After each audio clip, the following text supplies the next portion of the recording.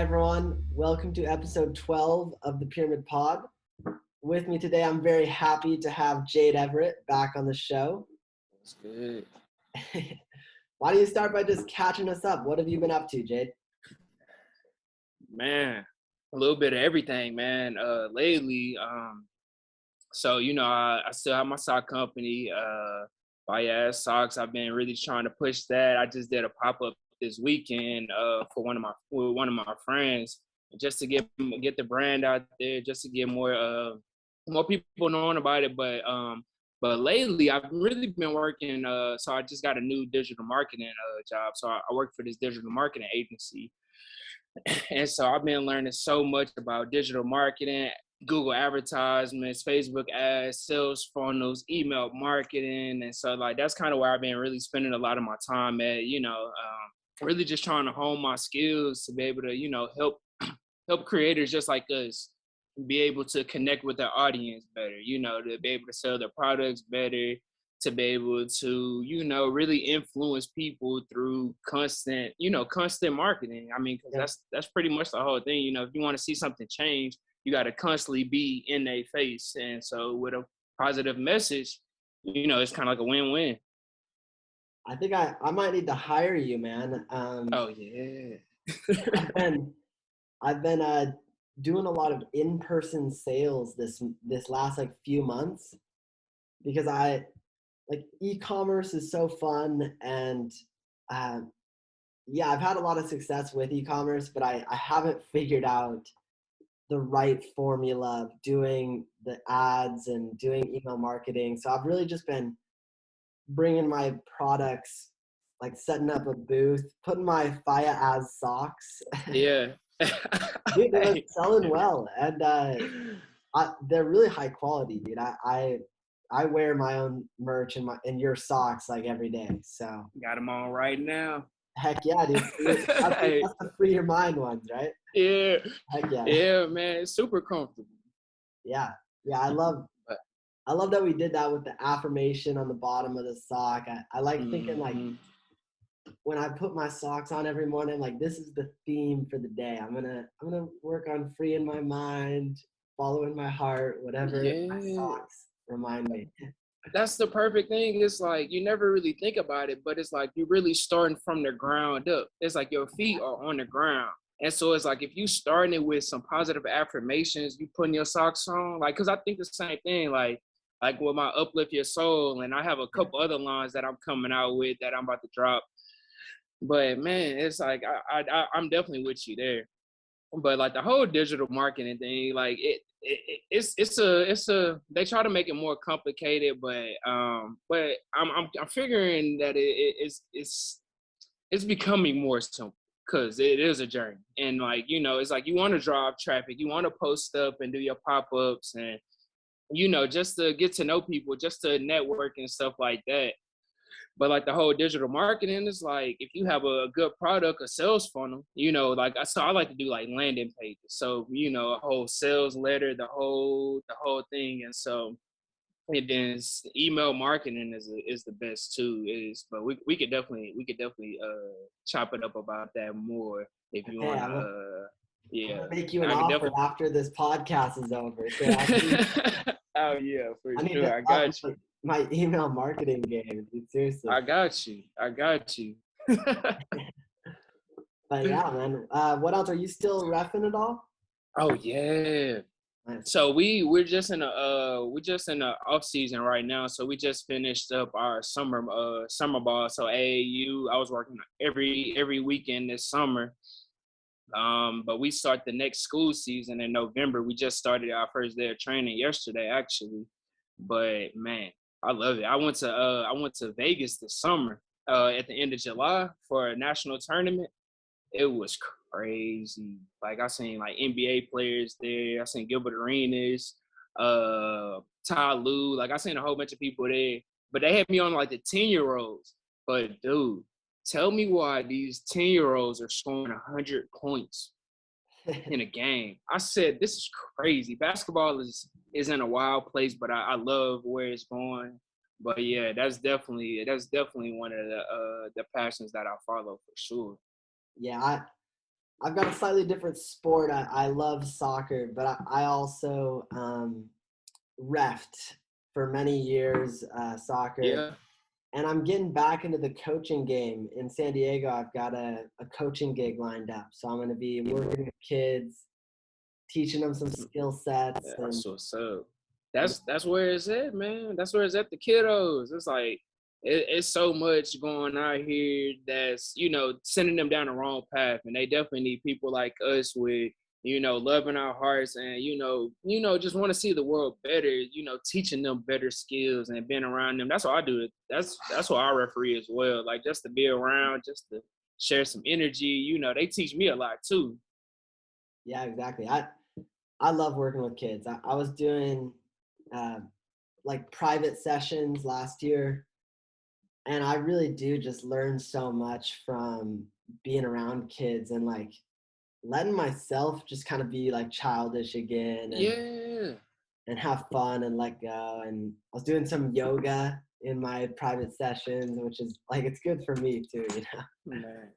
Put them on all the game, put them on some yoga and meditation. That's how Phil Jackson won all his rings. Yeah. That's why he had Michael Jordan meditating. He had Dennis Rodman, Kobe, Shaq. So you already know the power of it.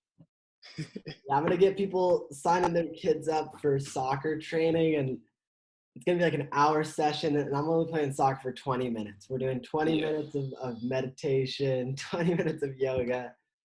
Hey man, you go have them kids going and dominating all over San Diego. Like, all right, eventually I want to get into coaching once I have some more free time. Like right now, refereeing, it teaches you a lot about the game. You learn that you see it from a different perspective. Like instead of just playing it or being a spectator, you know the rules, you know where to be at, you know the angles, and so it's like you can teach from a different perspective.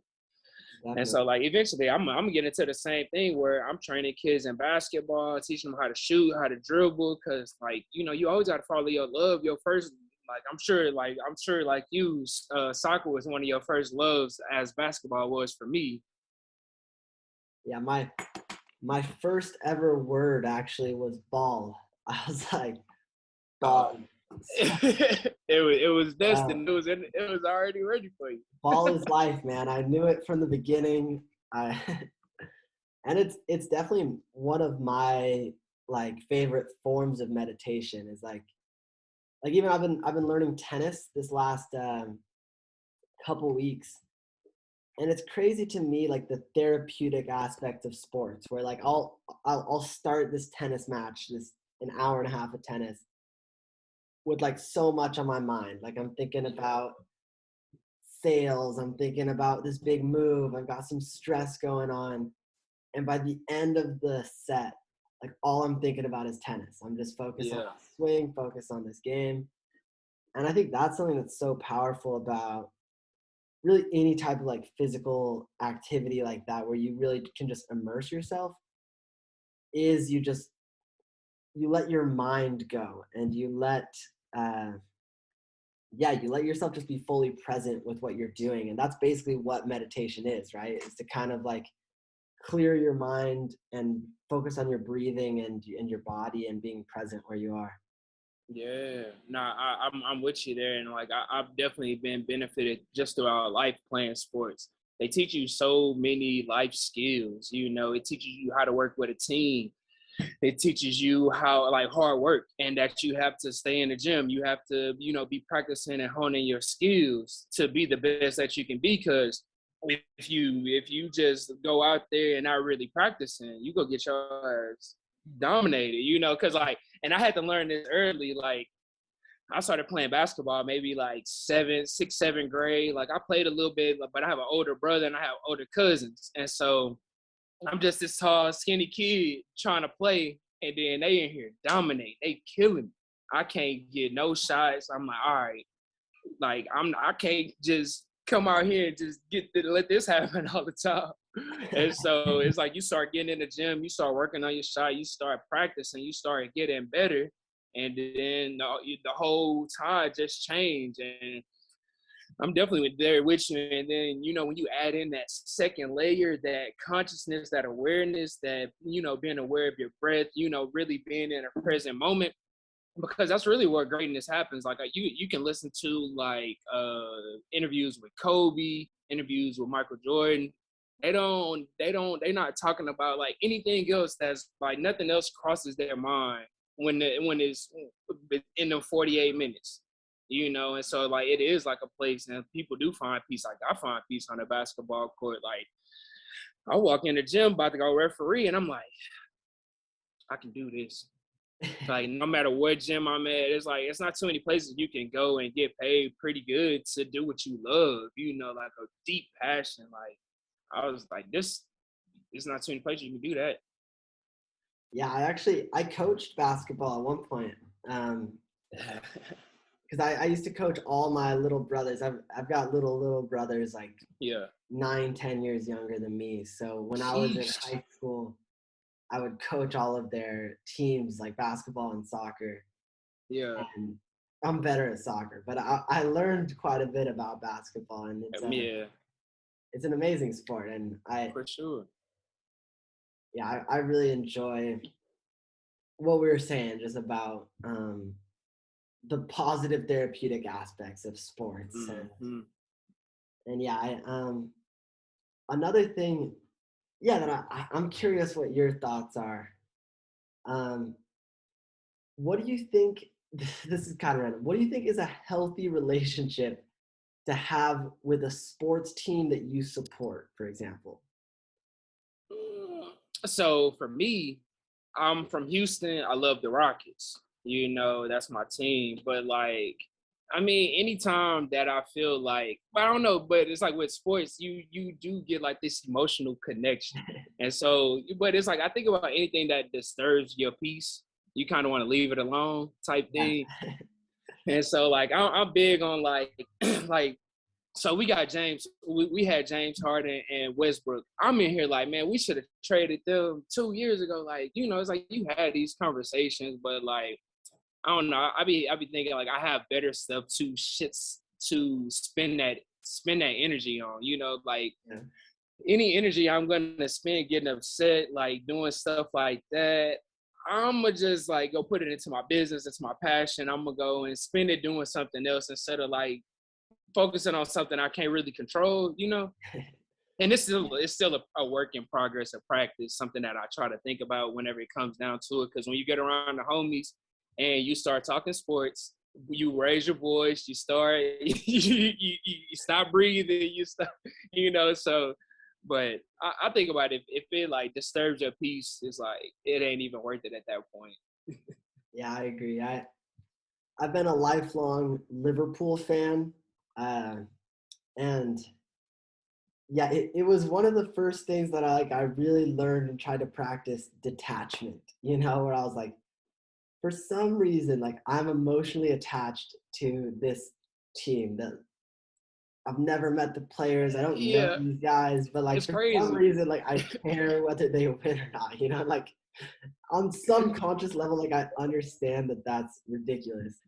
Yeah. And yeah, so I've been just over the last couple of years, just really practicing like I shouldn't really care about the outcome, but I can still enjoy like seeing people that have. It's basically an art form, is how I see it now. Like these people have become such masters of a sport that like you can still appreciate the work and dedication it must go in. To being Kobe Bryant, to really like committing yourself at that level to just mastering something, and being so talented. It's amazing. It's amazing. And like, I really love reading books like by people that like actually play sports. Like I read this book by it's called Relentless by Tim S. Grover. He trained he was actually Michael Jordan's trainer, Kobe Bryant's trainer, and Dwayne Wade's trainer. And so like in the book, he talks about all the things that they went through, the rigorous practices, the waking up at 4 a.m., and like the strictness, the discipline. It's more so like the discipline, because if you could do something every day consistently, you're going to be great at it. It's like if you practice for an hour or two a day at anything, you're gonna be great in 5 years, 10 years. You don't really have to be like, oh, I gotta stress about this. And I know I used to do that too, like when it came to sports and wanting to be good, because it was a dream for me to go and play college basketball. And so like I started to understand later on in life that you have to spend time in the gym shooting 1,000 shots after practice. You have to go and have these conversations with your coaches and stuff. And so it's like a crazy place to be. Like that's why I really love sports. Like that was one of the things. Like I feel like I'm so grounded now because of my sports background. Of course, it teaches you like other bad traits like competitiveness and like you have to get into a zone. But all the good things that I learned from playing sports, it's just unmatched.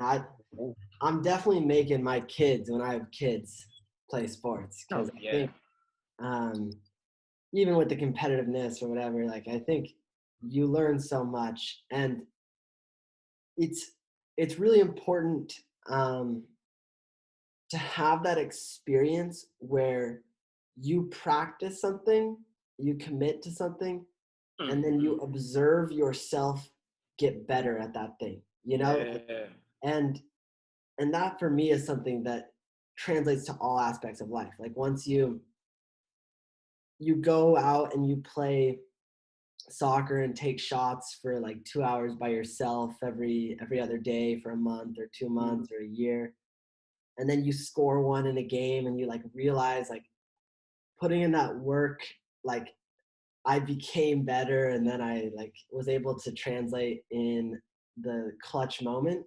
yeah, Like that for me translates to relationships, to entrepreneurship, to like anything in life really. Like if you're yeah. committed to putting in the work, and the other thing that I also really like from sports was what you said earlier is the team aspect, of hmm like there's those moments when you're working as a team, Yeah. and like you really do put the team above the individual, and you pick the right Mhm. pass because Yeah. you're more focused on the team success than your own Yeah. stats or whatever, and I think that's Yeah. another really important lesson that you can learn from sports. For sure. Because you can't do it by yourself. It's like like you be playing 105, and then you could get your like, or one on, like, how many people in soccer? What, 11, 12?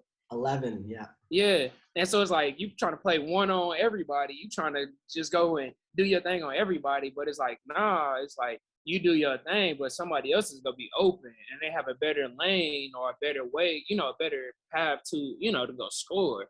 And so like, and it's just like helping me to just remember, because this whole thing is about remembering and like remembering who you are and like remembering your team, and like knowing what people are good at and knowing what people aren't good at, and seeing how you could, balance that out with your skills and your, and everything that you hone in.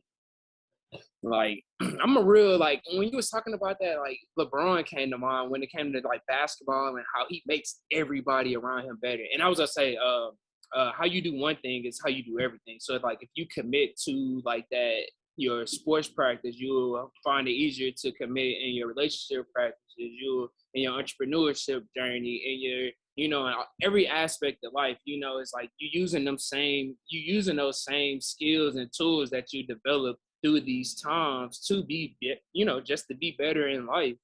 So yeah.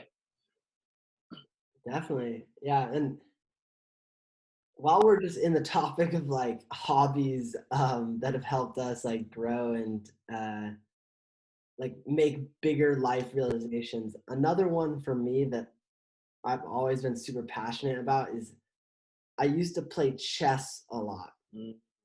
Like I used to do tournaments and travel around the country and like compete.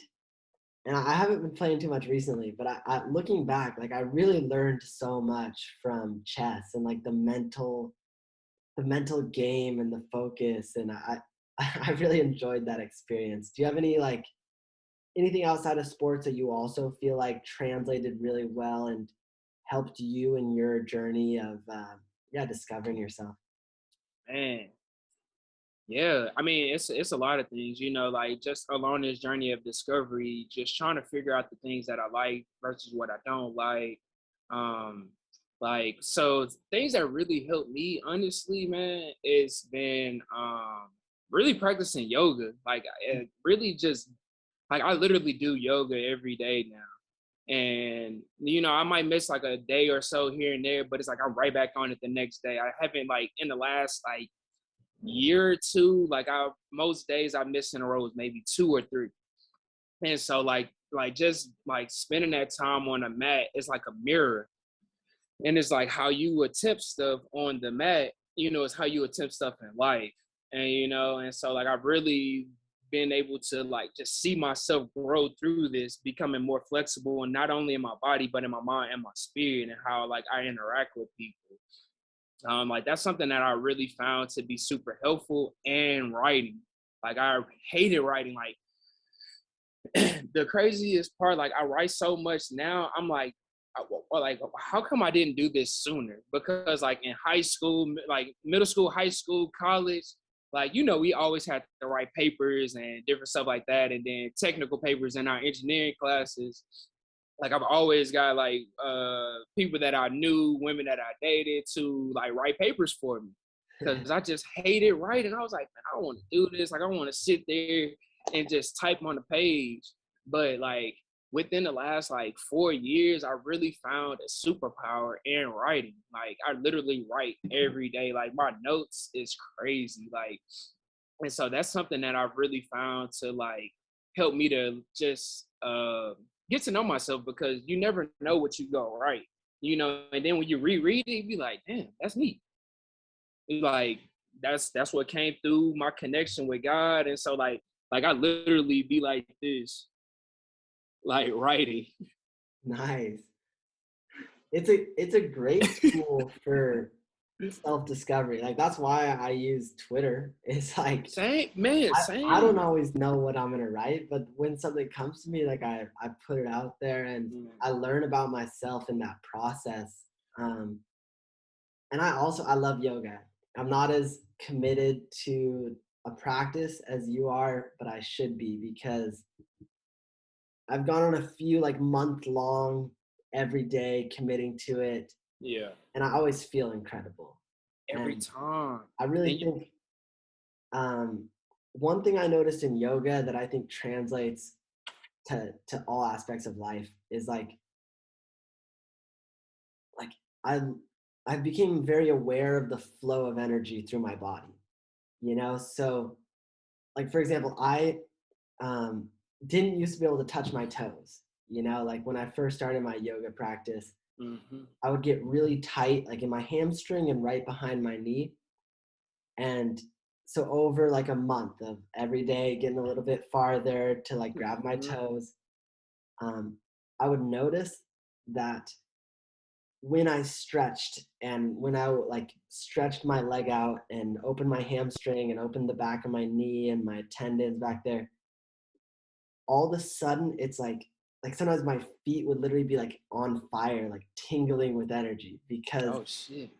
it's like I'm like opening up some energetic blockage that I wasn't even aware of. Yeah. And it's like I think that's like all over the place with yoga, like there's probably still a bunch of blockages that I could stretch out and open up Oh, and really just like unleash my oh, full and potential. that's for sure. No, I really love that you said that, because like I really think that it's a spirit opening practice. Like you feeling it in your body, yeah, but it's like those are just signals like for your like body to like do that, because it's like I feel a similar experience whenever I do yoga as well. Like any places that are tight, like you can hear the thoughts that come up whenever, like, cause like I'm recovering from a hamstring and my ankle injuries as well. And so like anytime like I can just pay attention to the thought process that comes up whenever I'm doing certain stretches, or like the sensations, like if my lower back is tight, like that's telling me that's something I need to work on. My hamstrings tight, I need to strengthen it up, my core.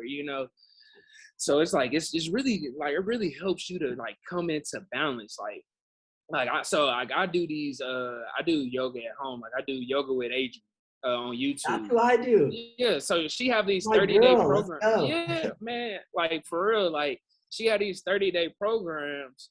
And so like I just do each one every 30 days. Like I do a different one. Like I've done each of her programs maybe like 3 or 4 times a piece.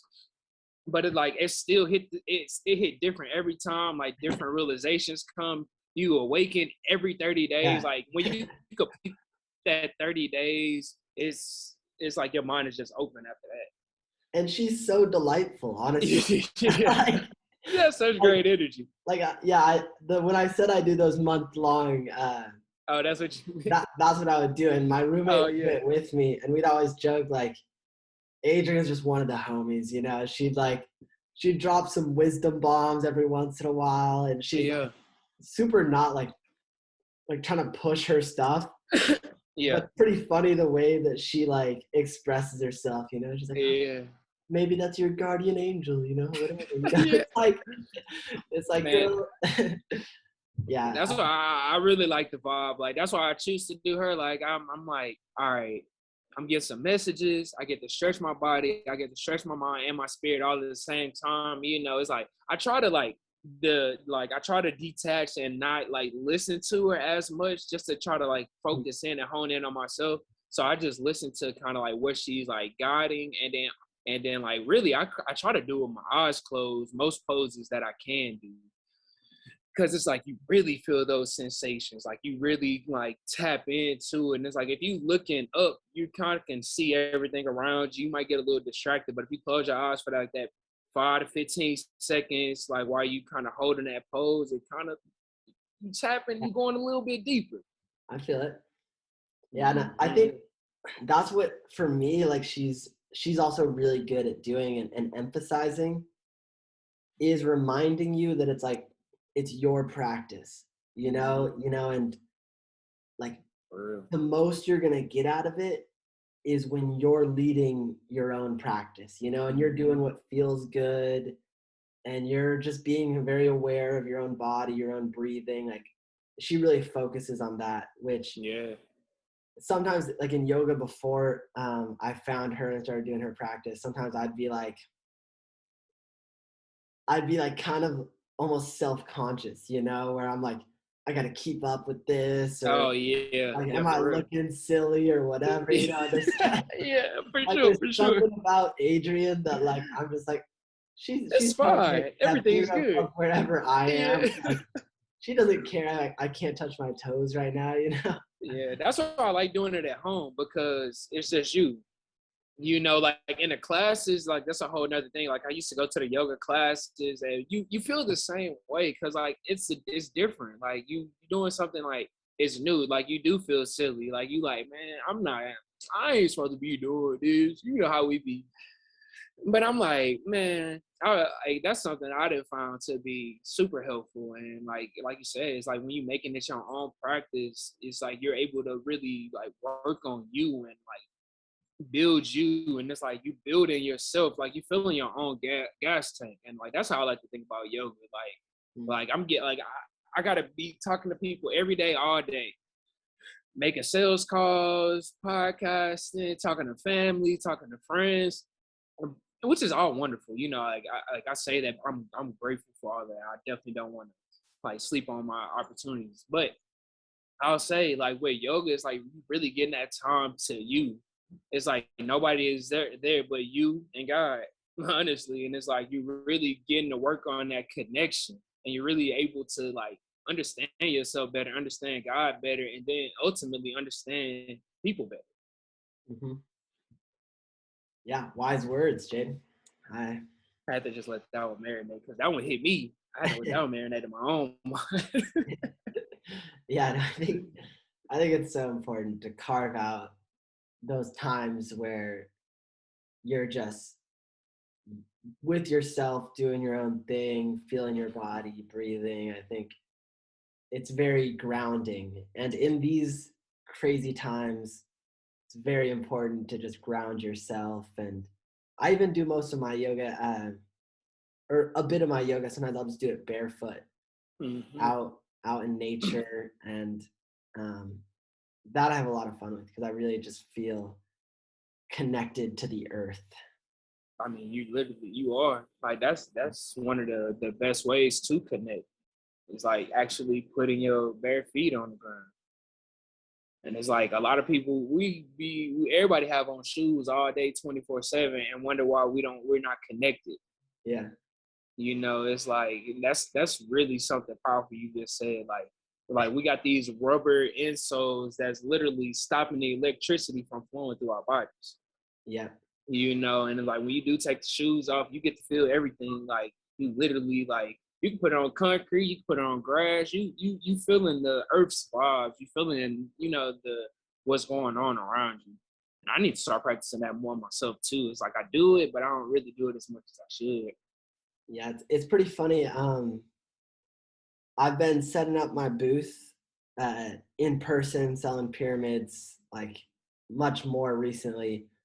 And I just got back from selling, and one of the guys that came and talked to me, I always have very interesting characters come up to the Yeah, pyramid booth, and like of course. we have some interesting conversations. But this guy came up, and he's walking around LA barefoot, and he's just an absolute character, and most people I think would dismiss this guy as crazy or eccentric or just like maybe he lost his marbles a little bit. Yeah, I'm just not like most people. So I was yeah, listening to this guy. I was like, this might be my person, yeah, for sure. And yeah, he's walking around barefoot and he starts talking to me. And then all of a sudden he's going off about Nikola Tesla. And he's like, oh, and the Nazis were in contact with aliens. And I'm like, yeah, dude, I'm with it. I agree. Tell me more. Tell me more.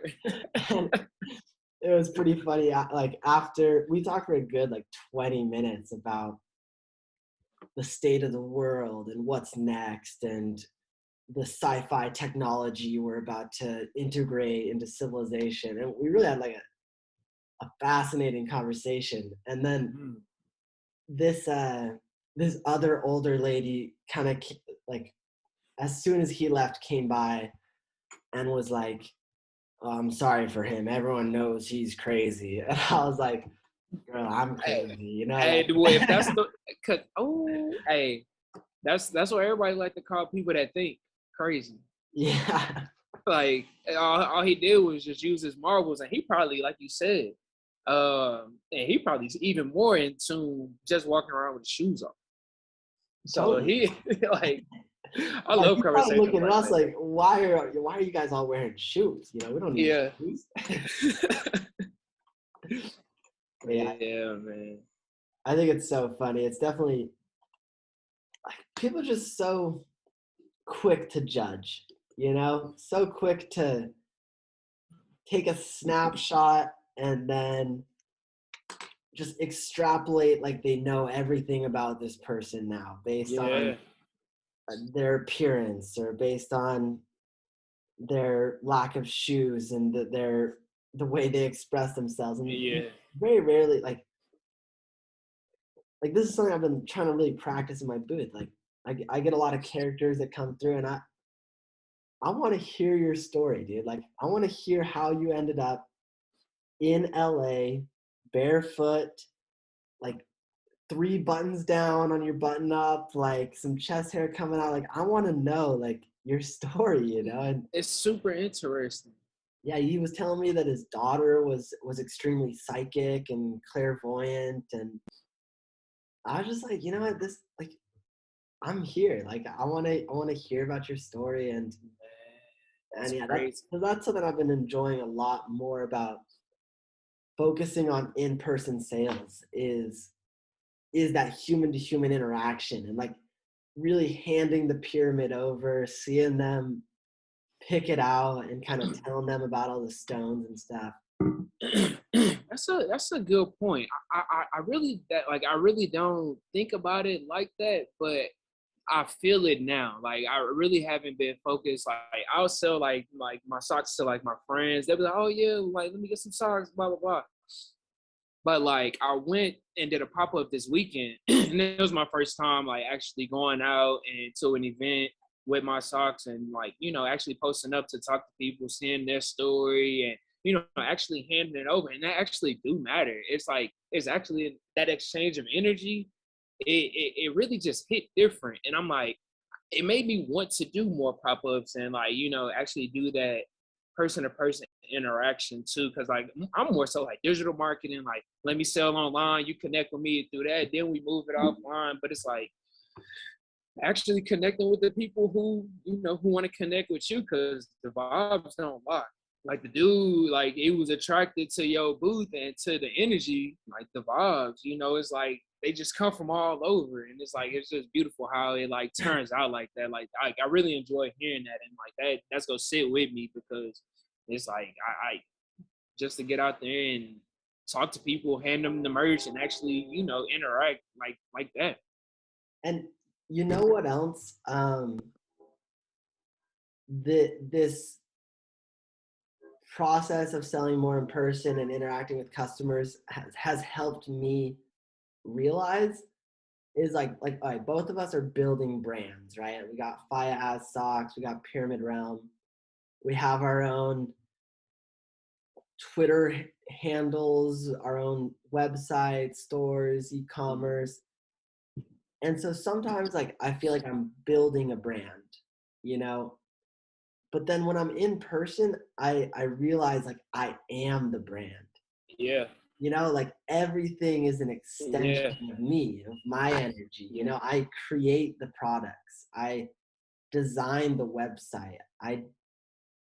And ultimately like the absolute like heart of the brand I'm creating is myself. And so I really enjoy having that person to person communication and the conversations, and it's just like we've been quarantined for 2 years now, and I like meeting new people. I miss that. So I'm just out here meeting new people, making young friends, old friends, barefoot friends, just the whole spectrum. Like I'm back Yeah. interacting with people, and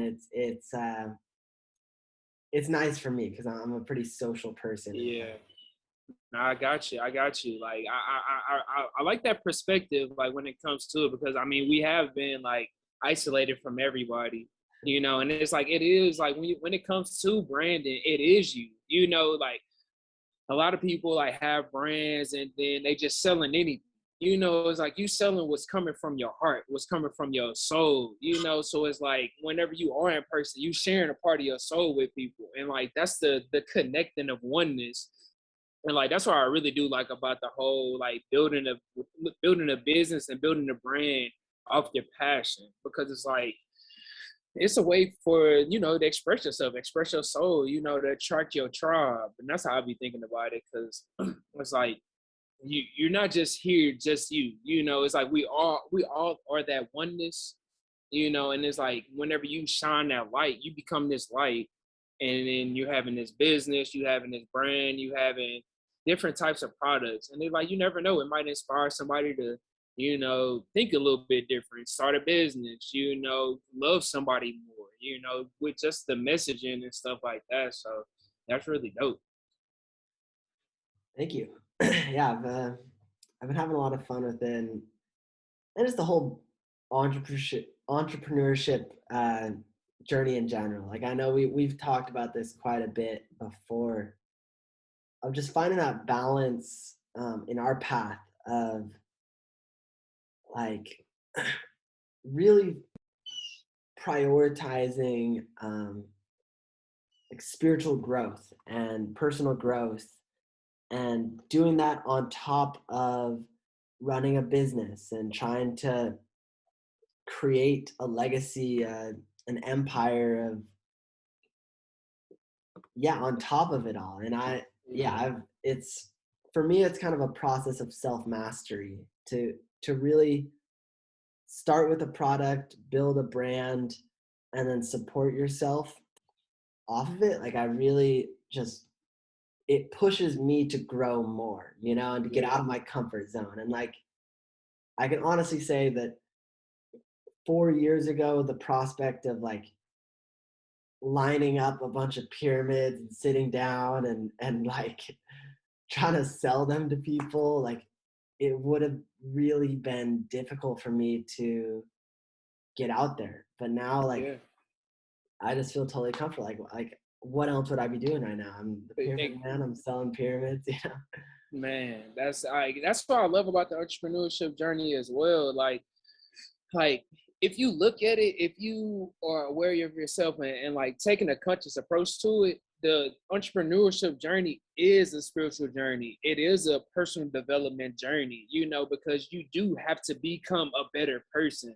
Like you have to improve yourself in different ways. Some people go and like, okay, I'm going to just improve my mind and I can create a product and then just sell it. But it's like if you only just working on your mind and not working on your heart and your soul when it comes to the whole growth, you start taking shortcuts. You start like ostracizing people. You start making like decisions that's not necessarily in alignment with your path. And then like that's what people find like a lot of discomfort and a lot of chatter in their brain. And I can say this just along my journey, like I've been trying to sell everything you can think of. Like I've been like working different businesses since 2009, my freshman year of college. So I've sold Kayani, like network marketing, Kayani health and wellness products, life insurance, travel packages, um, man, and then like selling my own books to selling my own socks to my own digital marketing agency. Like along this journey, like I'm like I could have went and got rich on all of these, but like I don't think I would have enjoyed the person who I would have become doing it that way. Yeah. I wouldn't like to be able to sustain myself. I'd rather sustain myself on spirit and like on my faith and like what like I feel like the message that that I'm getting from the universe and the collective around me, like I really want to follow that. And it's like I just find more peace in my mind whenever I'm in alignment with that, because I'm trying to go to business meetings and I'm not really liking the people. Their ethics are questionable. Like you just want to get the sale, like, hey, just get the sale, like do this to do this. And I'm like, that don't feel right. And like and it's like I just couldn't do it. And so like I would like, nope, I can't do that. Let me go to the next one. Let me figure out if I could do this. Go to the next one. Let me figure out if I could do this. And then end up coming to my own, like took me 10 years to figure out this, to get my own sock company, to create my own digital marketing agency, and to write my own books, to put my heart and soul into something that I created that, saw a divine message, and now, get to share it and be excited about it. Definitely, dude. I think your books and your socks and your whole brand, like I think is probably a lot more fun to sell than life insurance. Like You feel me? life insurance is a pretty dark thing to sell. It's You like, gotta aren't ask. you afraid of death? It's kind of like, That's what I'm saying. What kind of questions am I asking them? And I'm like, I don't want to prepare you for death. I want to prepare you for life. yeah, Like, so like I'm in the cryptocurrency. So like I'm showing the people how to generate income. Not you want life insurance. You want that for sure. Like I still can do that. But it's like I want to show people how to generate more income instead of like if worst case scenario happens, like I don't want people to be in that fear mindset. Like I want to project like thriving, success, and freedom. So like it's like freeing your mind, freeing your heart, going that direction instead of like, do you have life insurance? Like, do you know why you need life insurance? there's so many ways you can die. You can, the car Bro, crash? No.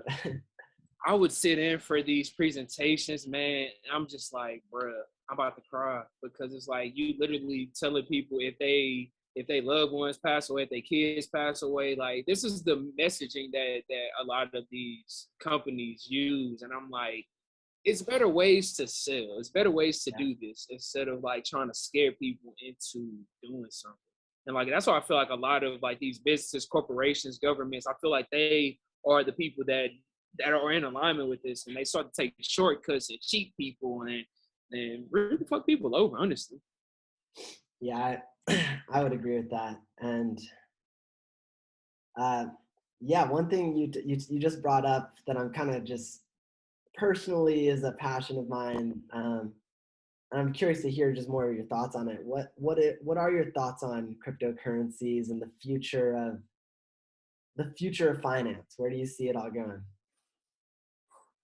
So, man, so I've been in crypto and just researching the technology and the blockchain technology for like the last 4 years. So it is the wave. The wave is here. You know, it's still early, but me personally, I believe that cryptocurrencies and the blockchain technologies give people that don't have access to wealth and data and control of their own, that don't control their own data, it gives them a chance at wealth because it's 4 billion people that don't have access to a bank.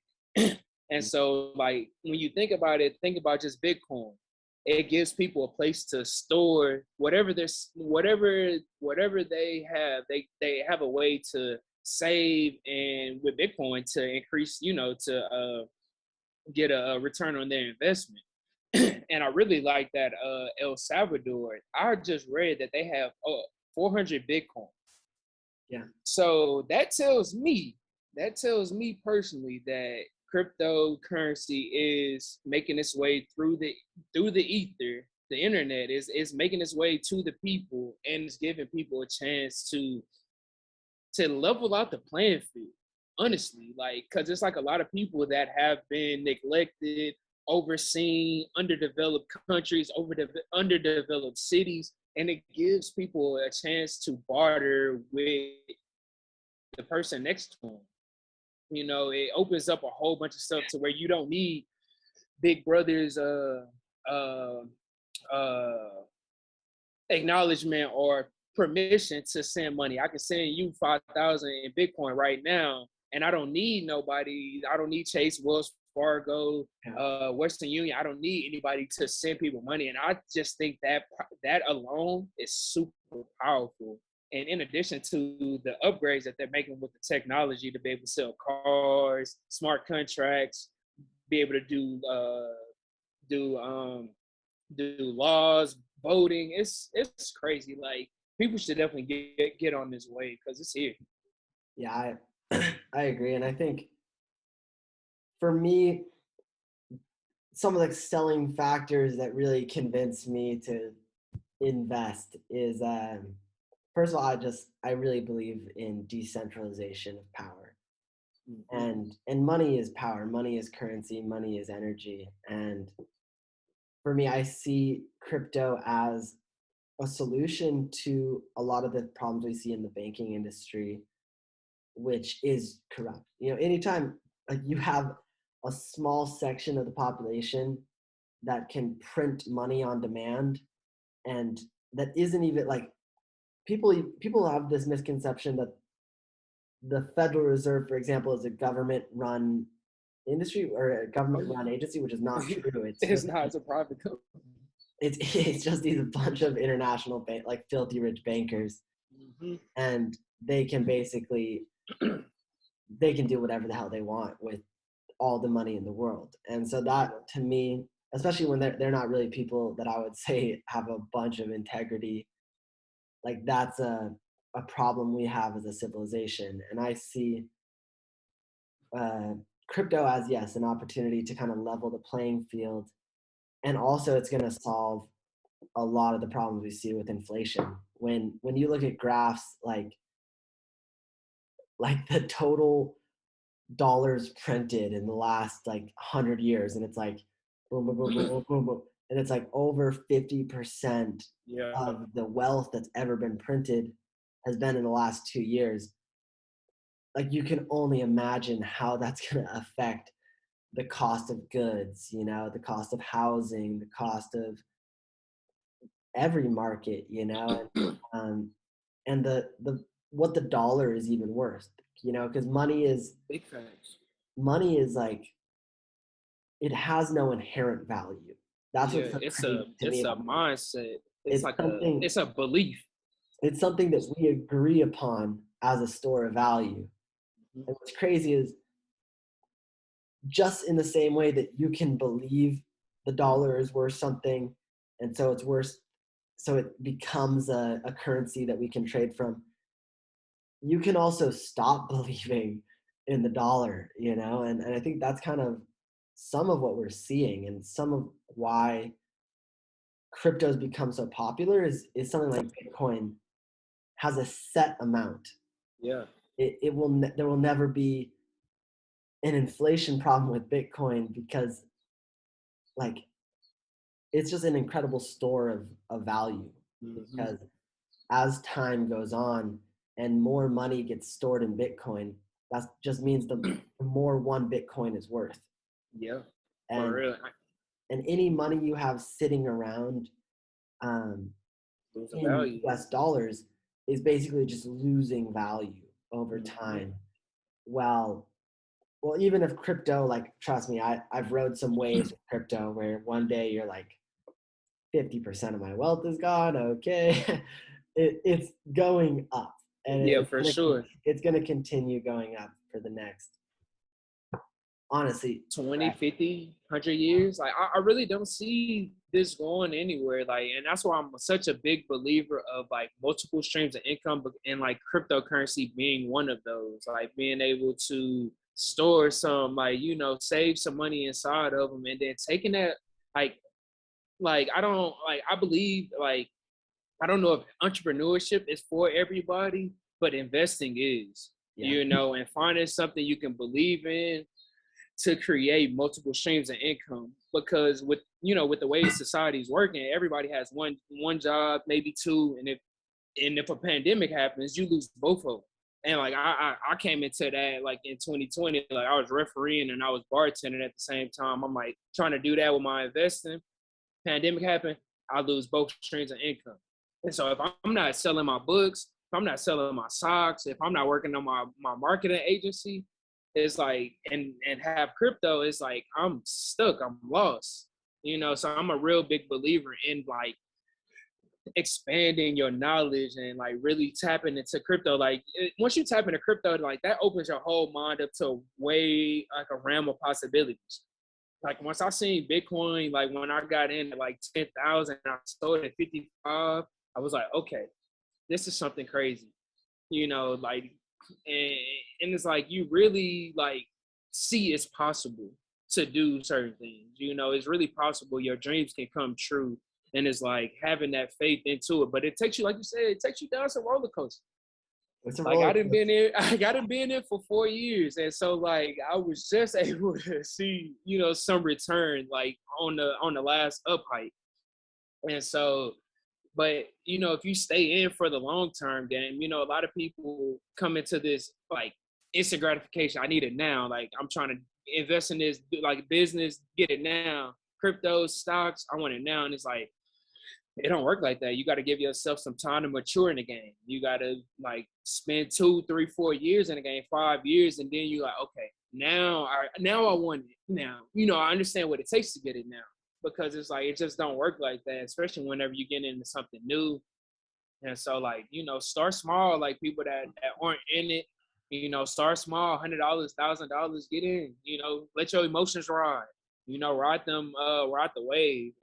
And I was really, this just came to my mind. I know I'm rambling a little bit, but like the whole entrepreneurship and spiritual journey is like Bitcoin. If you look at the charts, it's like you have your upticks and then you have your downticks. You will go up 90%, then you go down 90%. But then, like in those times, you get to work on your fundamentals, up your skills, network. You get to do a lot of things to build yourself back up, and then you get to go back on this $100,000 Bitcoin run that we about to see. We about to And see so like, by the end of the year, Jay, we're about to see Bitcoin hit 100K. For everyone watching, I am not a financial advisor, and I oh have yeah, no idea, but I'm calling it. Okay, we're gonna see 100K Bitcoin by the end at of least 2021, at least. And I believe that is real. in our lives, Jay, I think we'll see $1 million Bitcoin in our lives. I And believe so too. it's not gonna be. And this is the thing I think people don't understand about crypto is it's not gonna be like $1 million Bitcoin in today's dollars. what we're seeing is we're going to watch the dollar lose so much value at the same time. So it's like, it's not going to be the purchasing power of $1 million right now, but we're going to watch $1 million right now in the next 70 years suddenly become 40, like first it's going to be $500,000. The dollar is going to lose half of its value and then more. And we've seen this throughout history, where like the English pound, for example, like it used to represent a pound of silver. That's what it was linked to. And then once you take it away from precious metals, then now if you want to see inflation in action, I don't know the exact numbers, but to buy a pound of silver in British pounds, it's like I don't even want to say a number, but I think it's like $1,000 or $1,500. Yeah. So you're seeing like the pound lost 99.5% of its value over a 100-year period because it wasn't tied to anything of genuine scarcity. It wasn't tied to precious metals. It wasn't tied to anything. And so the bankers were able to just keep printing, keep adding interest. And eventually like that catches up to us. And that's what we're seeing right now with the US dollars. It's losing its value, man. And I'll say I'll take it one step even further. Like with these big bankers and the Federal Reserve, these banks are literally printing money and throwing it into like Bitcoin, Ethereum. They're throwing it into cryptocurrencies.